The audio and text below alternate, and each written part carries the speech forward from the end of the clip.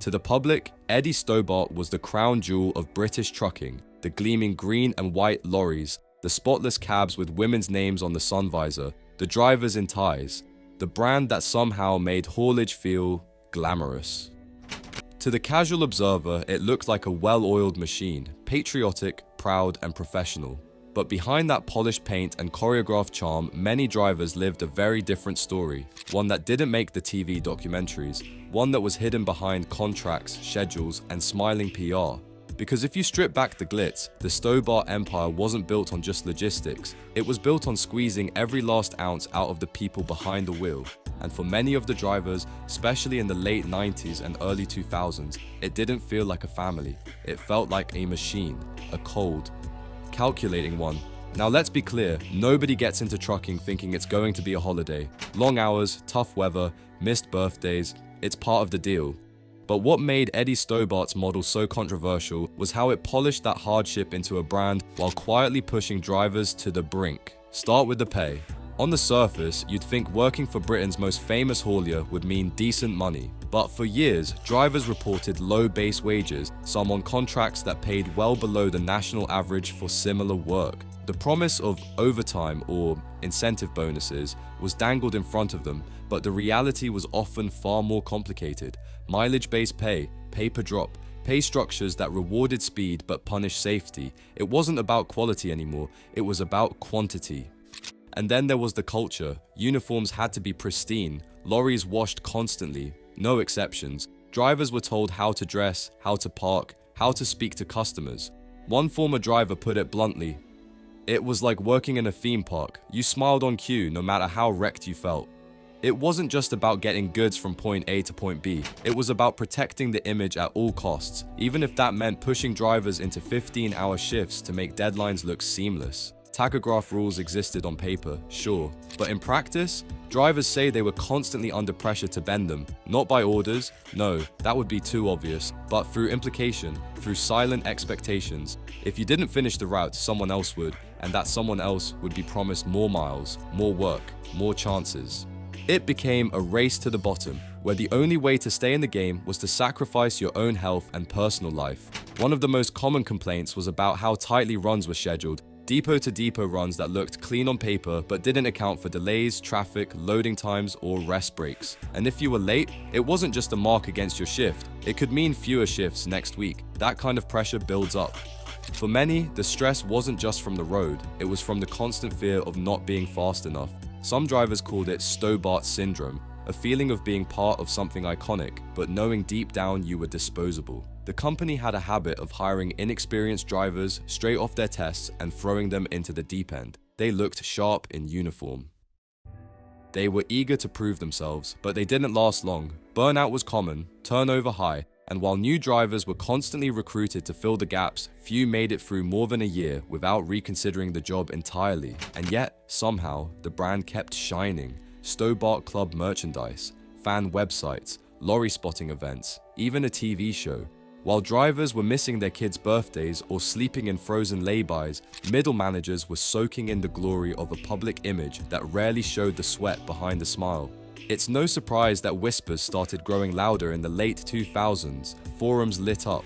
Drivers began sharing stories. Anonymous reviews trickled in. Tales of being reprimanded for minor infractions or losing shifts for speaking up. And while some managers were genuinely supportive, the wider system left little room for empathy. Of course, there were drivers who liked the structure, who enjoyed the clean uniform and sense of prestige. Not everyone walked away bitter, but even many of the loyal ones quietly admitted the pay didn't match the pressure, and the pressure never let up. It's a strange legacy. On one hand, Eddie Stobart put British lorry culture in the spotlight.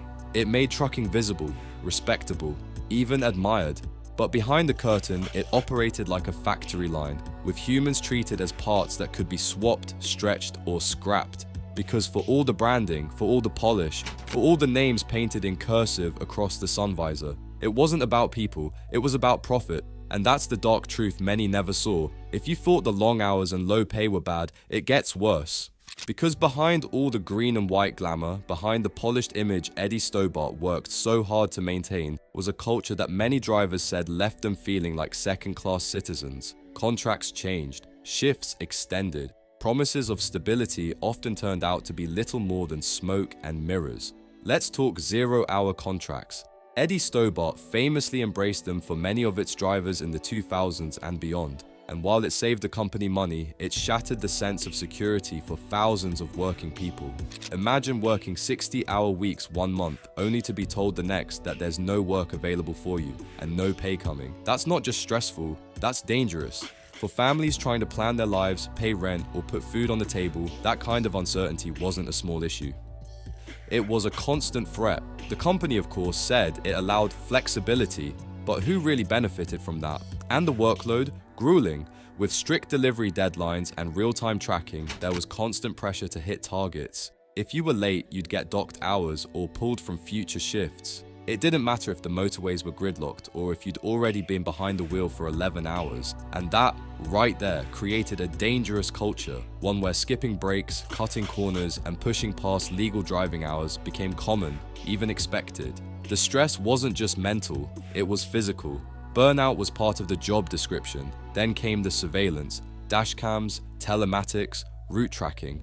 And while safety is important, drivers started to feel like they were being watched, judged, and measured every second they were in the cab. Accelerated too hard? That's a mark against you. Braked too sharply?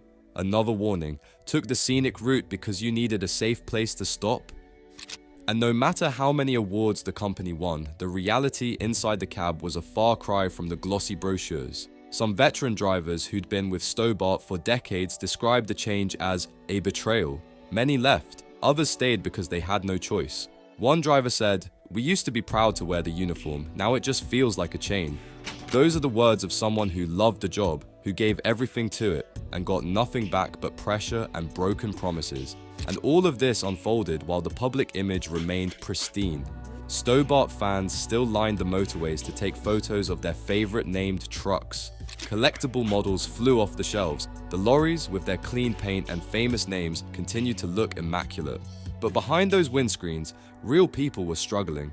There's a reason so many forums are filled with ex-Stobart drivers venting their frustration. It wasn't just a job gone bad, it was a dream that soured. The situation got so contentious that by the 2010s, the company was no stranger to strikes and legal challenges. Unions clashed with management over treatment, rights, and conditions. There were tribunal cases, headlines, protests outside depots, and while corporate spokespeople did their best to control the narrative, the cracks were showing, both inside the business and across the broader trucking industry. What's worse is how this culture spread, because Eddie Stobart wasn't just a company, it was a blueprint. Other firms watched how it squeezed drivers while maintaining public goodwill. The result? Widespread industry changes where drivers everywhere began to feel the same pressure, the same instability, the same lack of respect. Eddie Stobart set the tone, and it wasn't a good one. Even today, the name still stirs up divided feelings. Some folks remember the glory days, others can't forget the cold emails, the missed shifts, the anxiety. The name Eddie Stobart might still carry weight in British transport history, but the legacy, that's a bit more complicated. For many who lived it, it wasn't about heritage or tradition, it was about survival, and that's the ugly truth behind one of Britain's most iconic fleets. For all the pomp, the fame, and the collector's hype, the real story is about the people behind the wheel, overworked, underpaid, and forgotten.